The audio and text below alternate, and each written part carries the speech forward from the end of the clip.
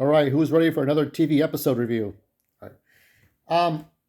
I gotta tell you, I don't know if I really enjoyed the episode. Now, let's be clear. Um, Besides the obvious Groundhog Day and Revenge of the Sith, Anakin Skywalker must save his wife Padme from dying.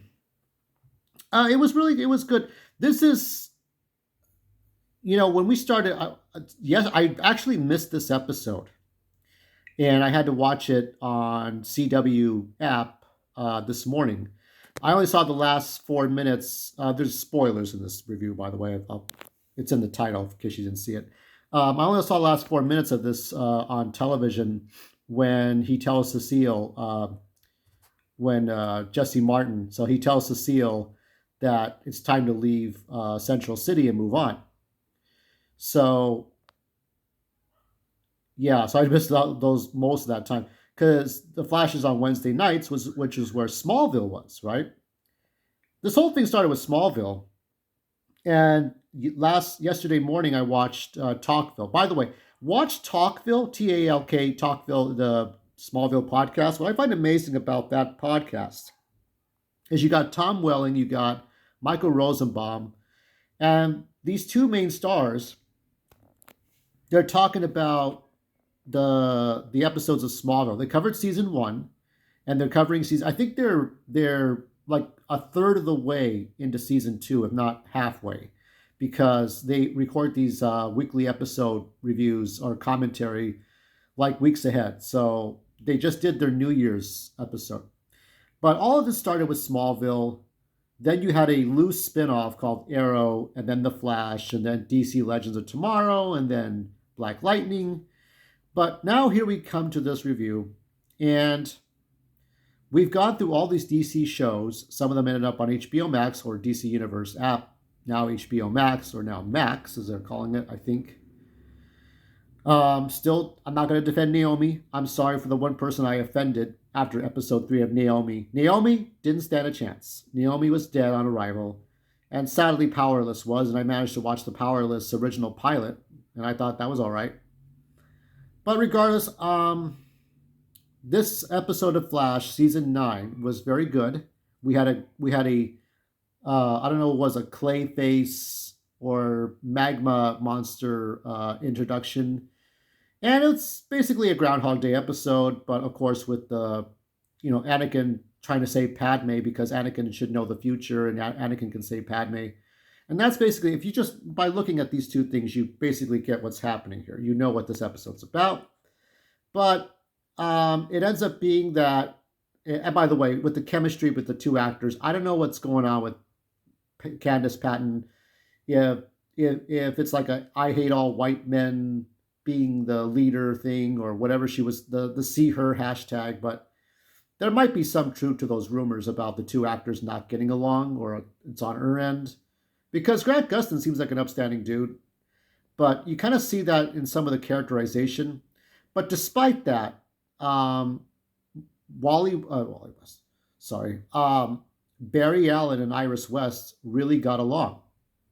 They really got along at the end because Barry had this future book. Now there were things going on with Catco wanting to buy out or merge with Iris's her sort of newspaper, her news station, right?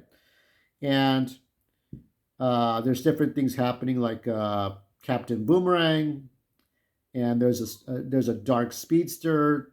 Looks like we have the Batwoman symbol. I don't know what that's about. Um, so between that, you got Chester and Allegra, which is like, I still think of the medication Allegra. Sorry. Um, there's different things going on. Barry's going to be in charge, a new director at the Central City Police Department. There's a lot of things going on. And so, my image is gone. Flash disappeared. What the fuck did you go?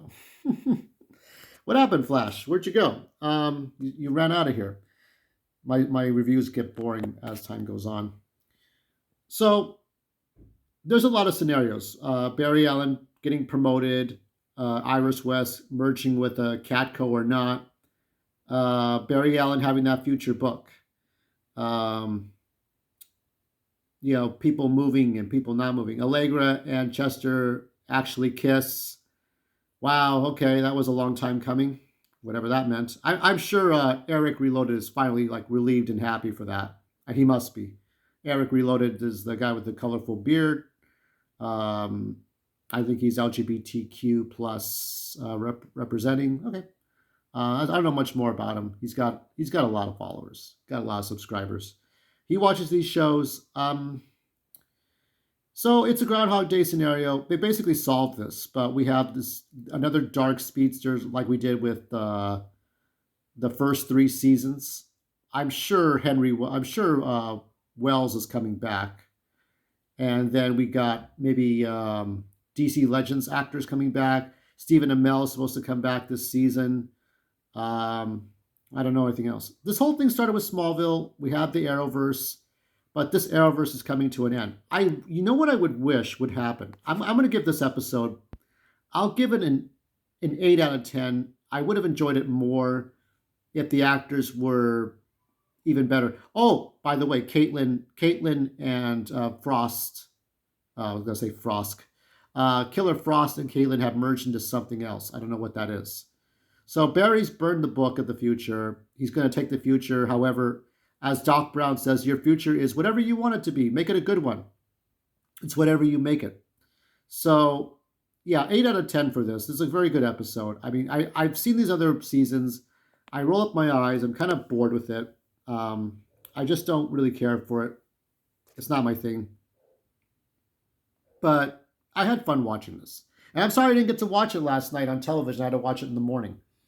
But aside from that, I'm looking forward to this Arrowverse. And what I wanted to see, I stopped myself. I interrupt myself and never finish my points. That does happen. I want to see them explain Superman and Lois. Okay, I want to see them explain Superman and Lois. Okay, meaning that they're in another Earth as Sam Lane has explained it, but what does that even mean? How did that exactly happen? Will there be an episode that explains it?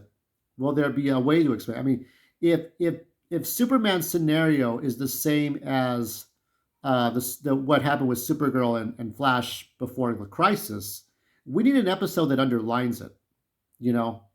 But I don't know if they want to do that or not, so that in some small way the Arrowverse can continue. Because as far as I know, Stargirl's in one universe, right? Superman's in another universe, and then Flash and the Arrowverse, they're in another universe, okay? So I don't know what's happening, and I just don't care. I'm not really losing my shit over this. I don't think I saw the Supergirl finale. I did see the Black Lightning finale. I don't think I saw the Batwoman finale. Um, DC Legends, I'm not sure if I watched the end of that. Hated the DC Legends stuff. I think I talked about this in great depth with all of you. If you want me to send you a link to that, I will. But some things are not worth the effort. um, did see the final Arrow episode. Obviously, that was in Crisis. And this, I'm going to look forward to this ending. I mean, this is the second show, right? It's weird because, and I was thinking about Linda Park because she was part of Star Trek Enterprise. Star Trek Enterprise was the last of the Star Trek shows. All the Star Trek, the original generation of Star Trek shows, even if you include the original series, okay? The original series, Star Trek The Next Generation, Deep Space Nine, Voyager, and Enterprise, it's like there was a shared universe thing going on. Even if the timeline was not exact and things were contradicted later on, and then you have the Abrams verse, the Kelvin timeline, but that's something else later entirely. And even that tried to be something as part of that original five stuff. But Enterprise was the last of it. I mean, people in a lot of ways people were tired of seeing Star Trek shows. There was Star Trek fatigue. And as Star Trek ended, quote unquote, what show started at the same time was Smallville. And so we're seeing the end of the shared superhero stuff, I think. Yeah, there's Titans and there's Doom Patrol, I think. I think if they haven't been canceled, they're wrapping up anyway. Powerless was always separate. So Naomi, definitely separate. I didn't like the Nancy Drew, what is it, Tom Swift stuff. All right, 8 out of 10. This was something to me. Let's look forward to the next week.